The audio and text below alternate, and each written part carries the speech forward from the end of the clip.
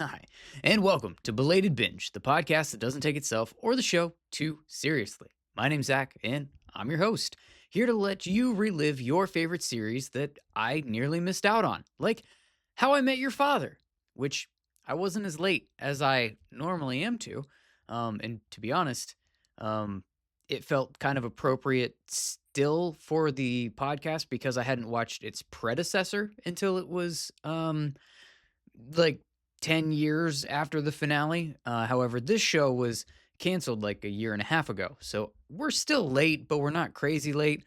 I also might be using the term your favorite series a little bit loosely on this one. But before we dig into it, shout out to the Bonish Binge Squad on Patreon. And I think I might have just said Bonish Binge Squad, which feels like the way that I should say that from now on. And I think I'm going to do that.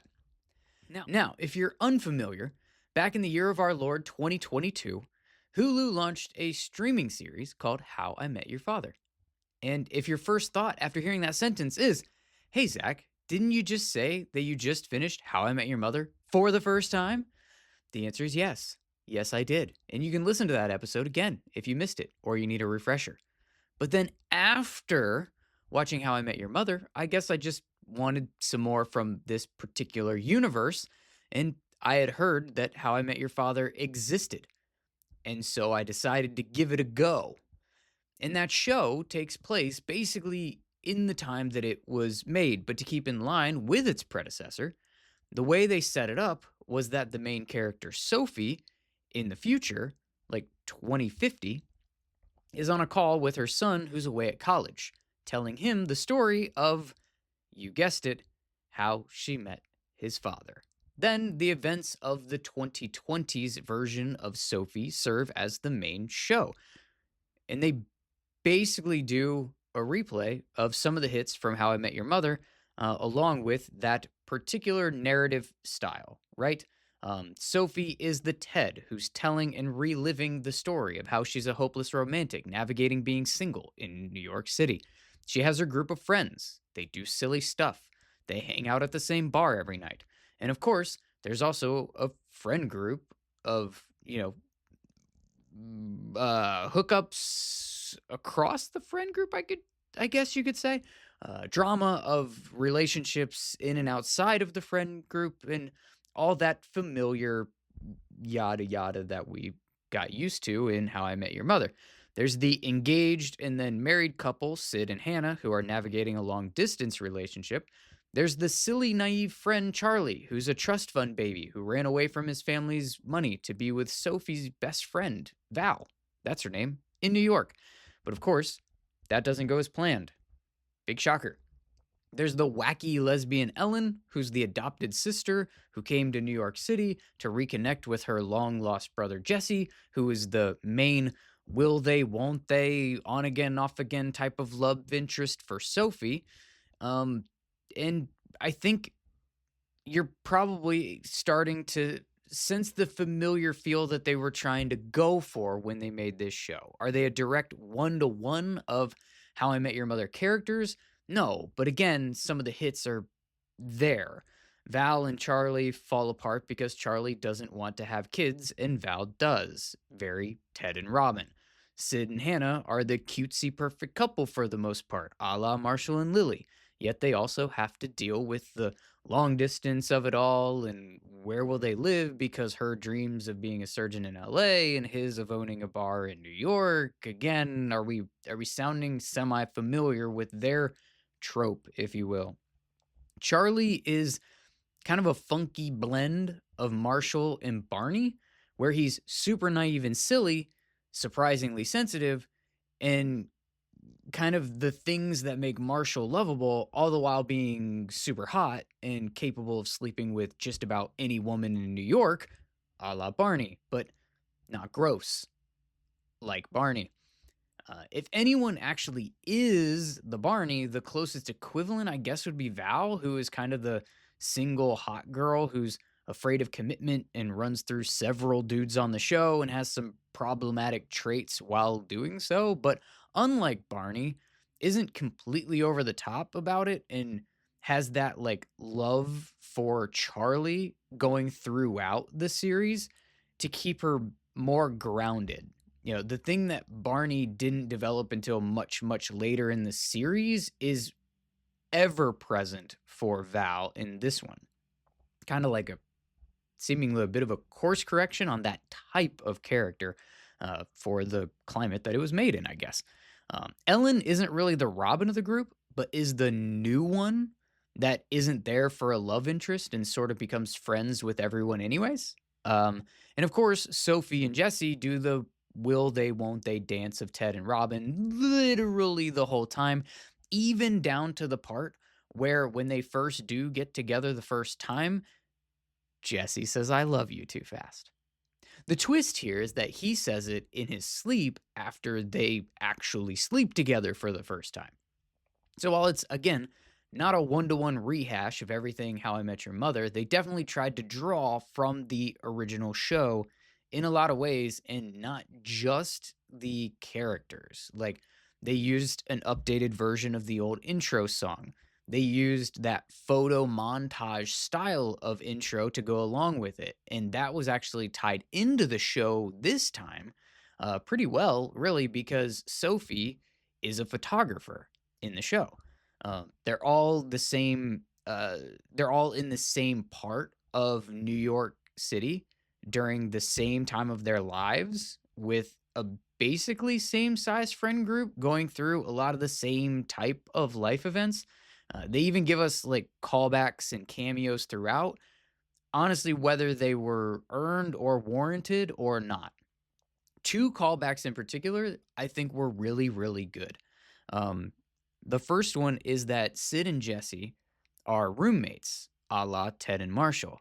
And it's established immediately that they have the OG apartment from How I Met Your Mother. There's a sly mention of this really cool old couple that they got it from without actually saying their names. And we, as the audience, get to think, oh my gosh, that's Marshall and Lily. They even left the swords on the wall and like called them out as like this really cool feature. Like, hey, they even left their swords behind. Like, again, that's a really great callback that they did. The other cool callback that they had was McLaren's. It's not the bar that the friend group actually hangs out in, which I guess maybe would have been too much, but maybe it wouldn't have been. But there is an episode where Sophie goes downstairs from the guy's apartment and mentions it. And of course, has a line something like, I wonder why we never hung out down here or whatever, but it's a cool way to pay homage or homage or however you actually say that word to the OG show without beating us over the head with it. Unfortunately, that particular callback comes as part of one of the unearned and forced in cameos that absolutely do beat us over the head with it. And it didn't have to be that way. But alas, here's how it basically goes down.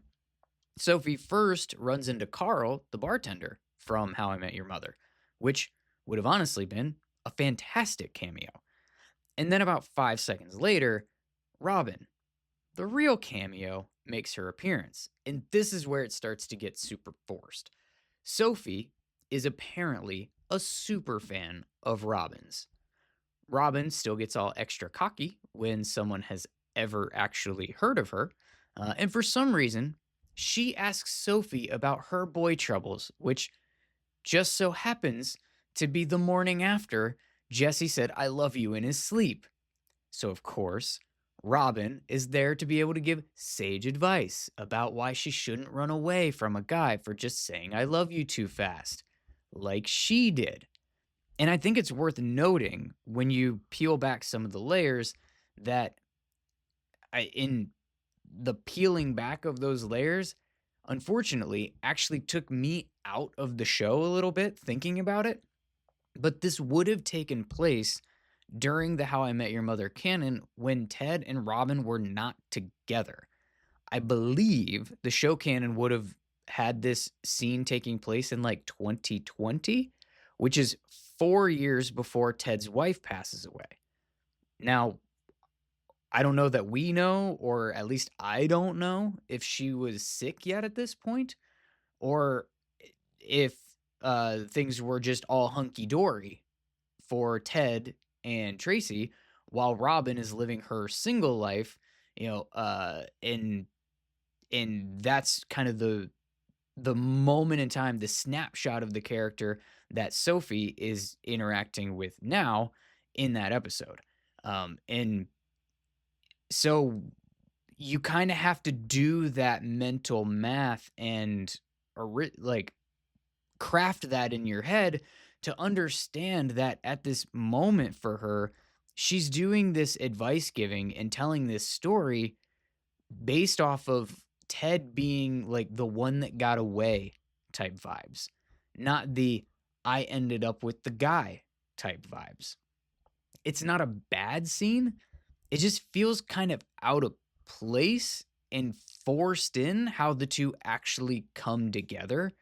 And I don't know. I think it could have been better executed, but I think that they were really trying hard to to play off of the nostalgia of the original show and really pull in the audience that loved How I Met Your Mother and really give this sequel a shot. And while that one in particular felt forced in, the one that was really, really forced was Barney. And they even set this one up in an early episode as a teaser, and then later the story plays out. And basically, it goes something like this.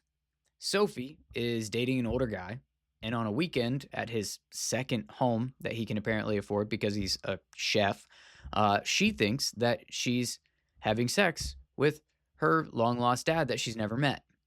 She jumps out a window, and as she's fleeing the scene, she rear ends an SUV, and the man that steps out of said SUV is Barney Stinson.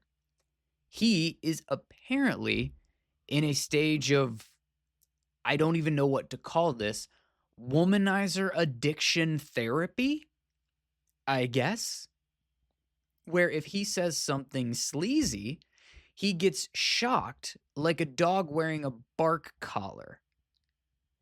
I guess it was sort of funny, but it wasn't that funny. It really wasn't funny. Like at all. However, like Robin, he acts as a vehicle to get Sophie to tell him her story, gives her sage advice. This time, it's about how she should go and find her real dad. And that kicks off her going to try to find her real dad. Again, another thing that is very much akin to the character of Barney from the original show, where he has, unique experience. Like in both cases, it should have been really cool to see the old characters. And I guess in a certain way, it actually was. But it didn't feel like a very natural interaction or happenstance. And they were both used in literally the same way. Tell me your story so that I just happen to have completely perfectly aligned and relatable perspective from a story arc in the original show, and I can give you super great advice because I've been there before. All the while, us as the audience are supposed to feel all nostalgic about seeing those characters that we miss and reminisce on those storylines from the first show, and it kind of falls flat, to be honest. In my opinion, it falls flat. There were also some other random callbacks and cameos, and some of them honestly were really funny. Like Sandy Rivers, if you remember Sandy Rivers from How I Met Your Mother, he kept being shown on TV in progressively demoted positions. And in his report on the news or the weather or whatever he was doing in that moment, he was referencing his many, many, many piling up sexual allegation lawsuits from his various TV jobs. Like that was that was the type of callback and the type of like, yeah, you did have to watch How I Met Your Mother to truly get that one. But if you did, that was pretty funny. They also brought back the captain and Becky, from Boats, who played a like tangential role or an adjacent role in getting Sophie a chance to see her like original date Ian again at some point in time. Um, they went into GNB, the bank, for one episode and randomly ran into a couple of NSYNC members there. But that was the bank that Marshall and Barney worked for. So, there was familiarity within the show that was done that was done more subtly or even more creatively and humorous. And then there was other stuff that was like, getting a paddle to the face and here, let me drill a couple holes in it so that it picks up plenty of speed. So I guess like that leads me to the question that I must pose myself and answer myself is what about the show as a whole? On its own, was it any good? Well, it was canceled after 2 seasons. So I will start by saying it didn't get the chance to really find out if it could be super good or not. But it was canceled after 2 seasons that did have progressive improvement, and I believe if I am correct and remembering this properly, part of the catalyst for the show being canceled was a writer strike that influenced it. So it wasn't. I don't know that it was necessarily 100% just like this show's not good, we canceled it. I think there were other circumstances going into it as well, but was it a perfect show? Absolutely not. Season 1 was a bit of a clunky mess. It had some good parts in it, but it didn't feel very relatable, in my opinion. And I didn't feel like it was super believable. And by that, I mean, it didn't always really feel like the characters actually knew or liked each other.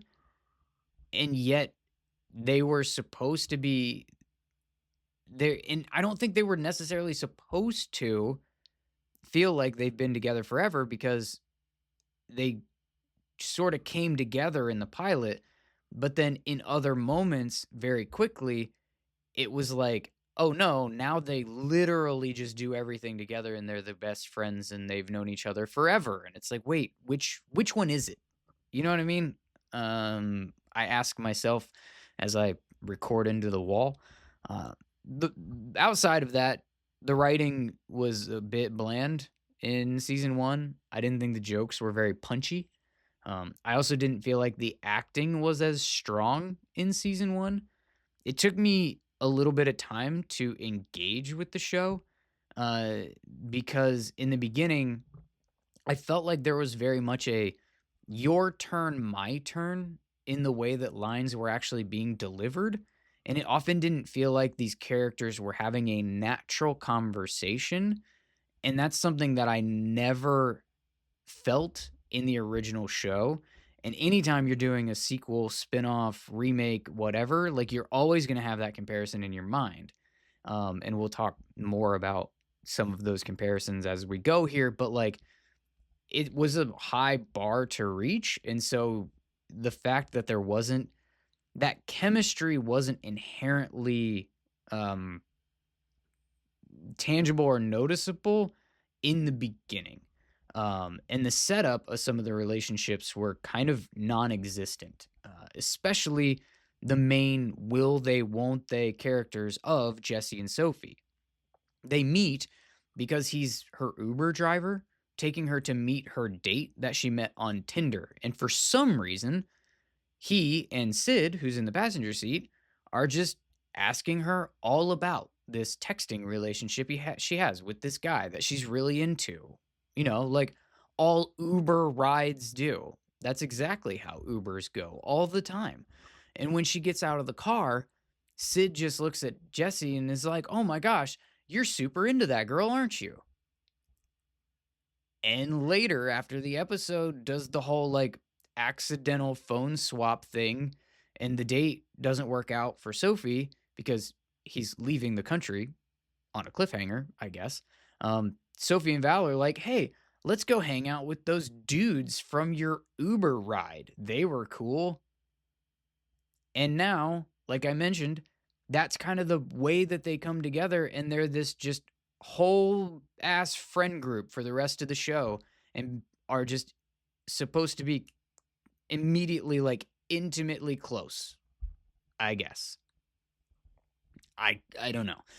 It felt a little clunky, let's just say that. But season 2 actually started to work out some of the kinks, and it did feel like they were hitting a bit of a groove towards the middle of the season and through the like particularly up until like a certain point. Characters really did start to feel like they actually knew each other. They started to feel like they actually cared about each other. They'd actually been through some stuff together, so that it was making sense as to why they were always together. The writing started to get more intricate as well, at least in a sense that they were setting up some teasers and some stories, and it was starting to feel a little bit more like the original show did to kind of keep the stories as they were being told compelling. But it seems like they must have learned that they were at risk of getting canceled because they just kind of scrapped some of the tease storylines.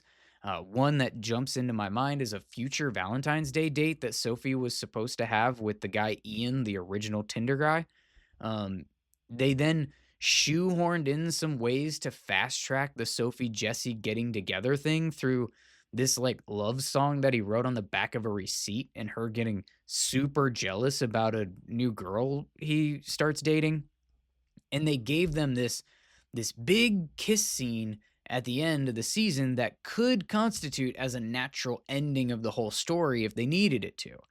They even tossed in a picture of Val and Charlie together with their child to basically give them the like, hey, they ended up together in the end too. And he apparently changed his mind. He wanted kids now because, hey, look, they have one. And that's sort of their way of tying a bow on everything. But they did at least leave the door open to a season 3 by not actually saying that Jesse was the father and causing a big riff in Sid and Hannah's marriage with her apparently cheating on him in LA. So if there was a season 3, they had an emotional cliffhanger to build from that was actually very, very similar. This whole thing, if you really break it down, really felt like the end of the season where Ted and Robin finally actually get together that first time, and he comes home and Lily had left Marshall.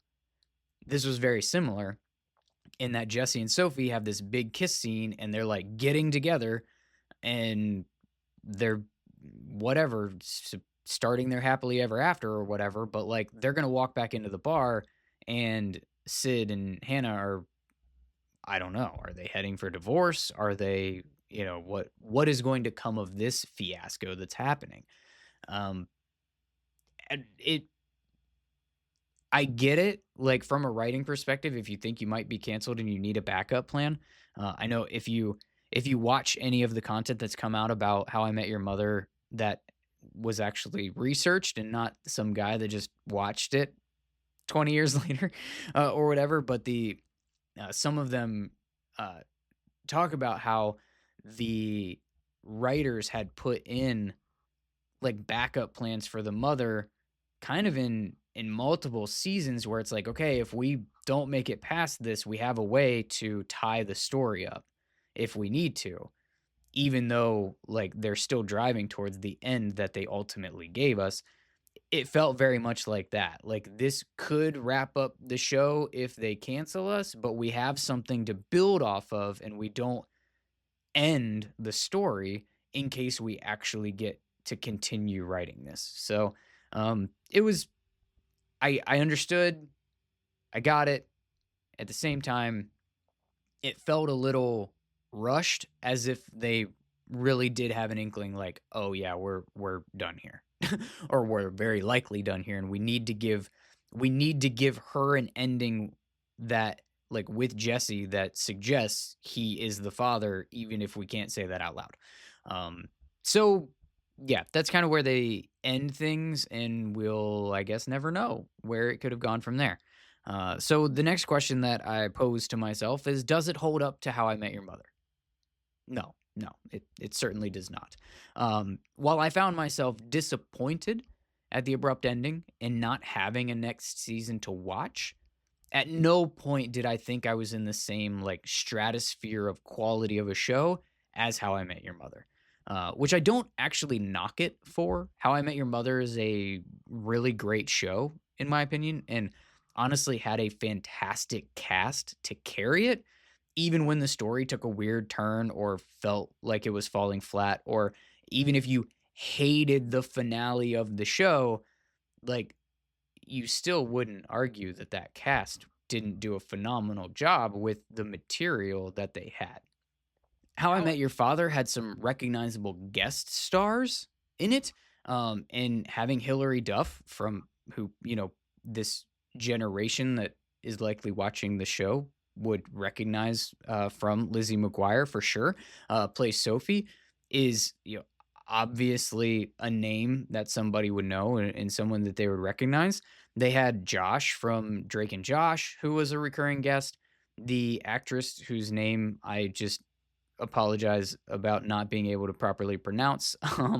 But she played Emily Prentice on Criminal Minds. She was Sophie's mom. Paget Brewster. Is that actually how you say it? I guess Paget Brewster.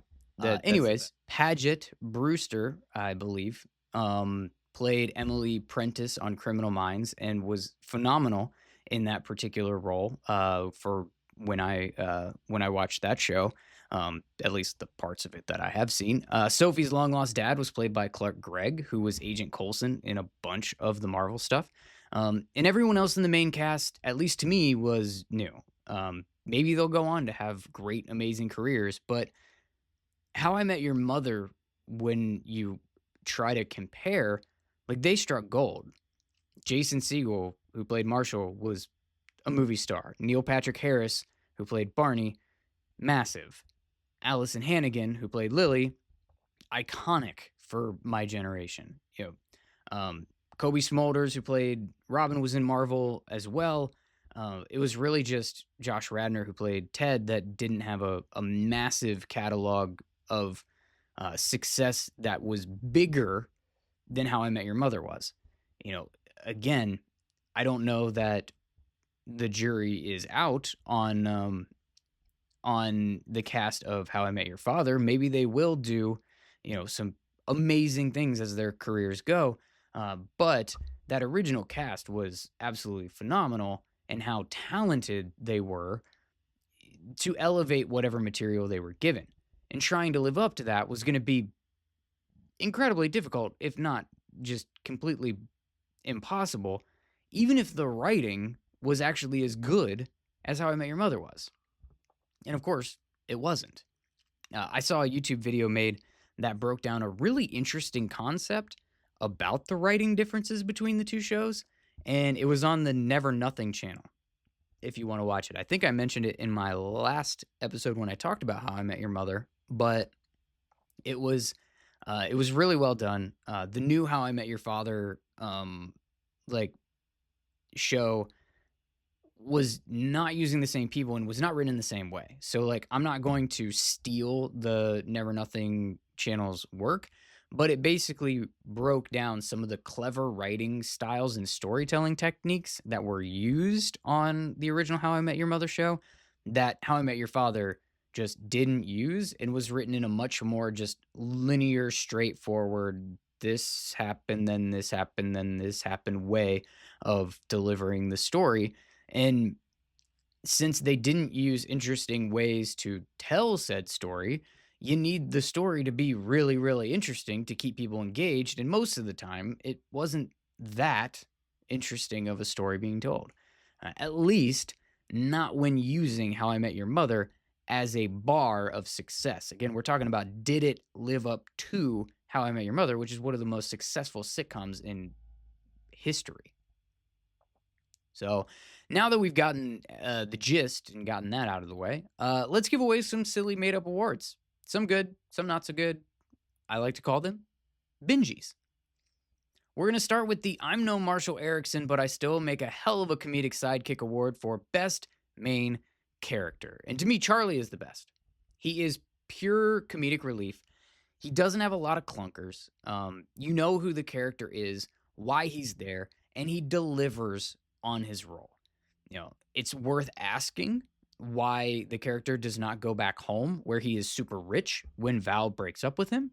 But it's great that he doesn't because he's the most consistent character at bringing value to the show.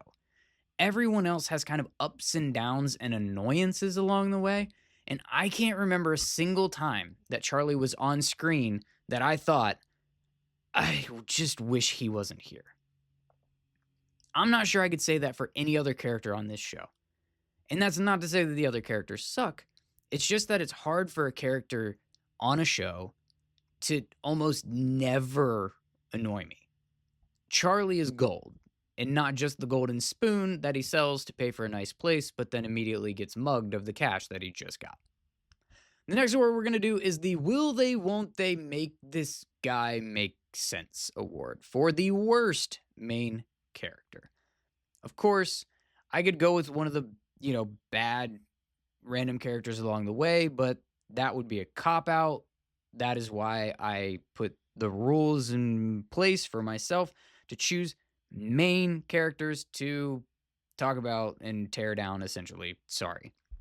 But the worst main character, I think, is probably Jesse to me. He's supposed to be the everyman. He's the love interest. He's the one we're supposed to emotionally connect with.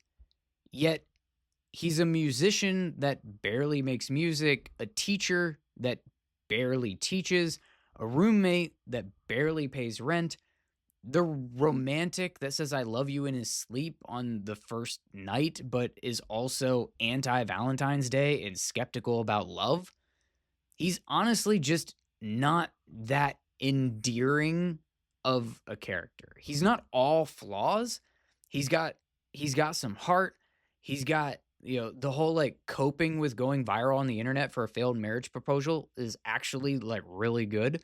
And then having him get steamrolled by his ex-girlfriend when they get back together makes you start to actually feel for the character and get emotionally invested in him. But also having that happen literally 10 minutes after his oops, I said I love you plot with Sophie just makes him look like a shitty potential partner for Sophie. It only took her walking downstairs and your ex-girlfriend is already at your door making out with you. I don't know. It's that sort of inconsistency with the character throughout the show that just makes him sort of meh for me.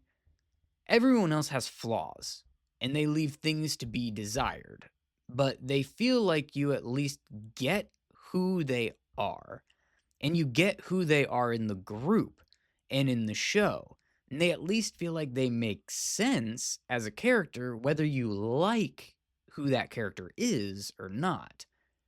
Jesse doesn't make a ton of sense to me. He doesn't feel like the same character, not just throughout the show, but sometimes even episode to episode or scene to scene. He sort of changes personality traits to fit the drama of the episode as the writing needs him to. And to me, that takes away from the connection of who the character is and why we should actually want him to end up being the father at the end of this show. That's just my 2 cents. The next award that we're going to do is the Poppy, that means daddy, right? Award for Best Joke. When Sophie thinks she might be sleeping with her dad. That one hits pretty hard.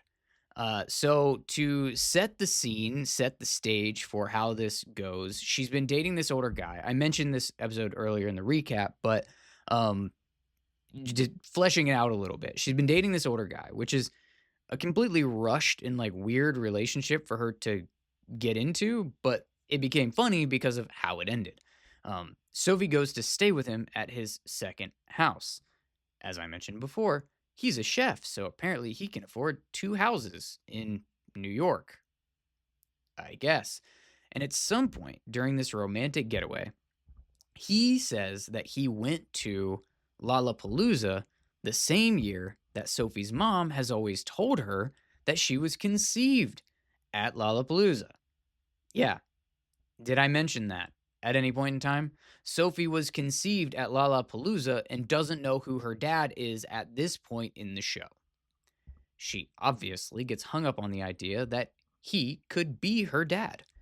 And there are some kind of well placed, quirky jokes in there where they have similarities that she never noticed before, but now she is. Like, they both like start laughing and they both snort in the same way. And he's like, ha, same snort. What are the odds? And she's like, very low, very low. And she's losing it. She thinks this dude is definitely, I got my snort from my dad. I've been sleeping with my dad. And then he goes and finds an old picture from that Lollapalooza concert, and Sophie's mom is cuddled up under his arm. And Sophie completely freaks out and leaves, jumps out the window, and this is where she rear ends Barney, as I mentioned before. And while she does find out that he wasn't her father, he and her mom did apparently get to every base but home. And they share one final, very, very cringy attempt at a kiss at the end of the episode before they both agree that they just can't stay together after he's been with, well, mother and daughter. In a show where you set up the mother of your main character as a promiscuous sex addict and someone who conceived a child at a concert and told her about it, this joke is written really, really well and lands even better than that. There aren't many times that I feel like I'm watching a show on the level of How I Met Your Mother, but this, within context of the show, definitely felt like one of them. The next word we're going to do is the, wait, I'm supposed to like you, right? Award for worst running joke. And this one for me is the ongoing joke that Sophie is like a perpetual liar. That one kind of sucks. We're supposed to be invested in this woman finding her soulmate or whatever. That's kind of the premise, right? That means we should be rooting for her. We should like her. We should care. And she's just not the best character to root for.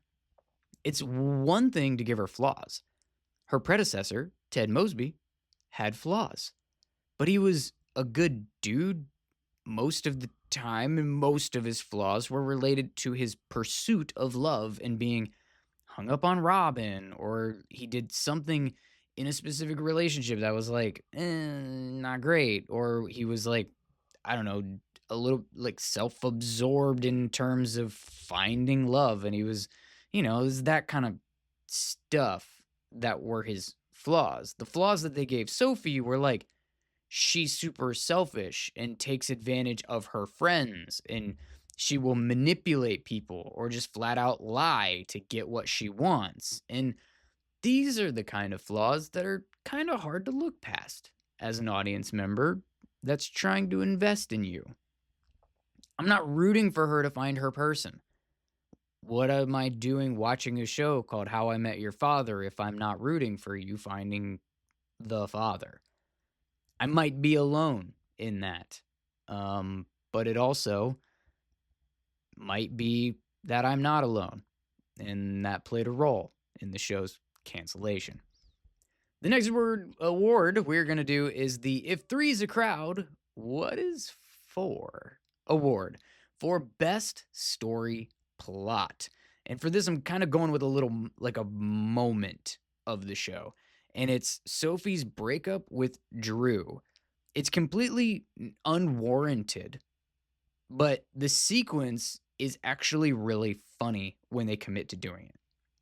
She kisses Jesse, goes over to break up with Drew the next day. She unexpectedly meets his parents and gets stuck with his mom, who she blurts out that she's there to dump her son.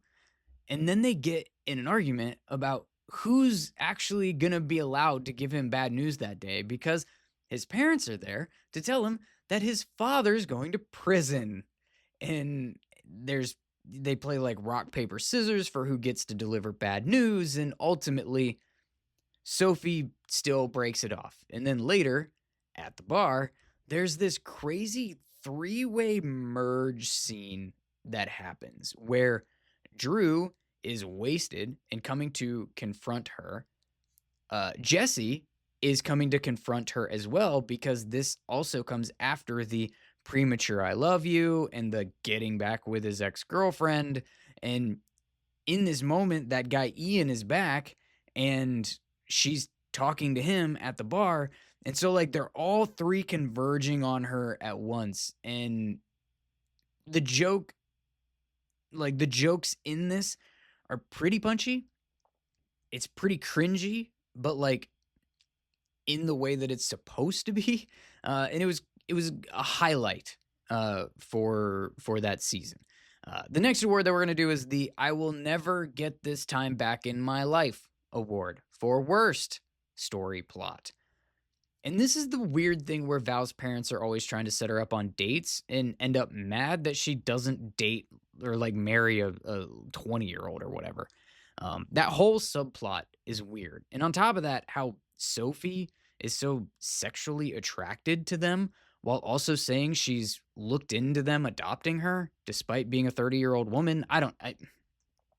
Why would you be adopted by your friend's parents if you're also going to obsess over how hot they are and make reference that suggest maybe even wanting to sleep with them? Then they would be your parents, and that's even weirder. I don't understand it. It doesn't make any sense to me. I don't know. Val's parents as a whole are maybe the worst part of this show in terms of storylines that are supposed to have some substance. They don't matter that much, but every time they do, it's weirdly uncomfortable and not in a cute, funny way that the show is trying to make it. Honestly, all parents in this show are weird. Like all of the older people in this show are written to be very, very sexual, which is a choice, I guess. And Val's parents are definitely no different. You know, while they can't keep their hands off of each other like they're some horny teenagers, they add in the layer that they're also obsessed with their daughter getting married to a man that can take care of her. And they're genuinely upset when she doesn't do it, even when it would be a horrible decision for her. It's a bad subplot. It never gets a resolution. I guess maybe you can infer that since she eventually has a kid with Charlie, that they would have probably been happy and then proud of her at some point. So maybe that would have been that makeup moment that we don't see. We never get there, and it wouldn't actually make up for what makes them bad. It would just be finally she did the thing that they wanted. So now they actually love their daughter. So either way you slice it, they suck. The next award we're going to do is the Put Me In, Coach, I'm Ready to Play award for Best Side Character. And this one feels a little bit like a cop-out to me, but I'm going to do it anyways. And I'm going with Ellen. Technically, she's in the main cast, so she shouldn't be eligible for this award. But they treat her within the group as an extra. And they often cut her off and brush her off and forget she's there. And she doesn't get a ton to do. Ironically, until season 2, when the show actually starts getting good, and there aren't that many side characters to choose from in this show. The parents, as I mentioned, all suck. Sophie's dad is okay, but he's only there for a second. Drew is going to get his moment a little bit later. The ex-girlfriend for Jesse sucks. The Ian love interest sucks. Almost all of the love interests suck, actually. And that's basically all this show is. And that's why I also don't think that it holds up to How I Met Your Mother. Those characters experienced life together.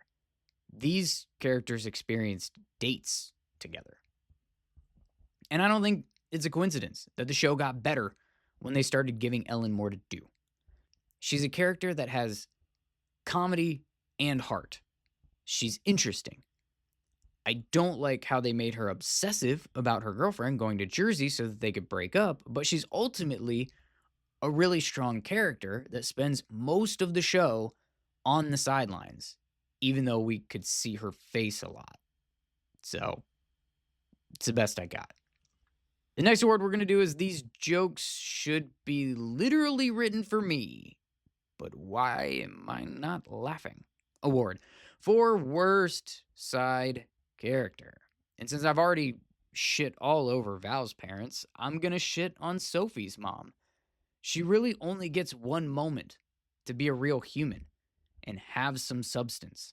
And it's the line where she tells Sophie that she likes her bikini modeling poster so much because it was at the very beginning of her pregnancy, so it reminds her of Sophie. In every other way, she's useless for more than just a dirty joke. She's a great actress, and she honestly delivers on what she's asked to do. The inappropriate humor is actually good. I enjoy it. I just wish she had more to her. I like characters that have dimension. And again, aside from the one line that feels completely out of place based on everything else that we learn about her, she's one-dimensional and falls really flat because of it.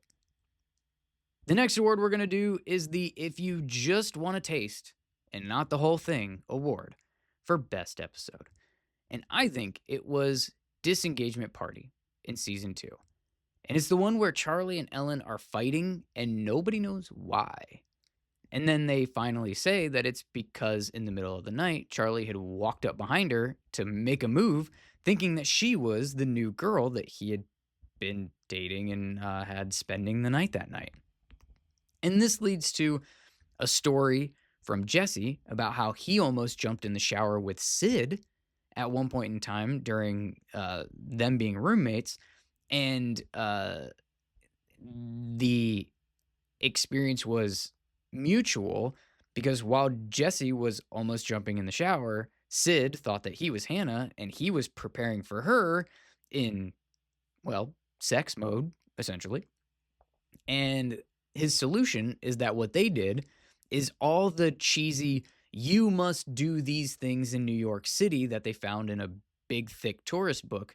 And he has this line about like make so many new memories, it just like pushes the bad one down to basically the point you forget about it. And in Charlie and Ellen's haste to do that and accomplish that, Charlie completely neglects the new girl that he was with and she just leaves. At the very end, Jesse and Sid actually remember the incident and then they take the book and they rush out to make more new memories to forget again. It's not even the main plot of the episode, but it's just really good. It's the most memorably comedic story contained in a single episode that I can remember from the show. And so that would be the episode that I would watch if I were you. The final award that we are going to do is the He's kind of got done dirty, hasn't he? Award for Best Not the Father. As much as I find him bland, the answer is Drew. He's a decent dude. He's actually funny.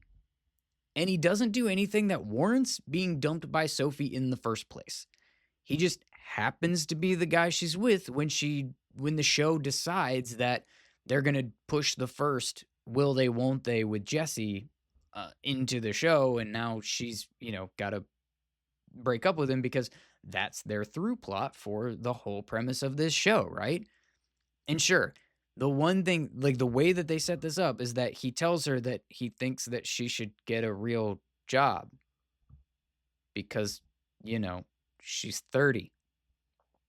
It's actually good advice. Get a real job while you continue to support pursue your passion and try to turn that into your real job. I don't know, like building a real career while hosting a podcast. Maybe this one hit home for me just a little bit. He has his cringe, like when he makes Jesse say something awkward to earn his job back or whatever. And he has his moments where his comedic chops really do shine through. Like when he got a spray tan and his overly white teeth. He absolutely rocks that scene. Is he the best character in the world? No. Is he the best potential father that she interacted with on the show? Yeah. Yeah, probably was. All right. So that leads us to the final question, and that is, was this worth the binge? You can if you want. If you enjoyed How I Met Your Mother, you're at least going to enjoy the callbacks in this one. It's got some clunkers of episodes that you got to power through, but it's generally an enjoyable watch. I know I complained about it. It's not perfect, but it's really unfortunate that the show got canceled just as it was getting its footing. I don't think you'd actually be all that disappointed if you watched it. But you're not missing out on something legend. Wait for it. Dairy. I had to do it one last time, just in case I don't find any other reason to make an episode about this universe. So, there you go. Anyways, yeah, you can watch it. You'll probably enjoy parts. You'll probably not enjoy parts. And it's only 2 seasons, so it's not that big of a commitment. Anyways, if you enjoyed How I Met Your Mother, you might as well give it a shot and just see if there's anything in it that stands out. Yep. So that's all I got for you on How I Met Your Father. Thanks for being here. Follow at Belated Binge on social media, and make sure that you are following or subscribed on the podcast player that you're using right now or on YouTube so that you don't miss any of my future episodes. And now, go watch How I Met Your Father if you want.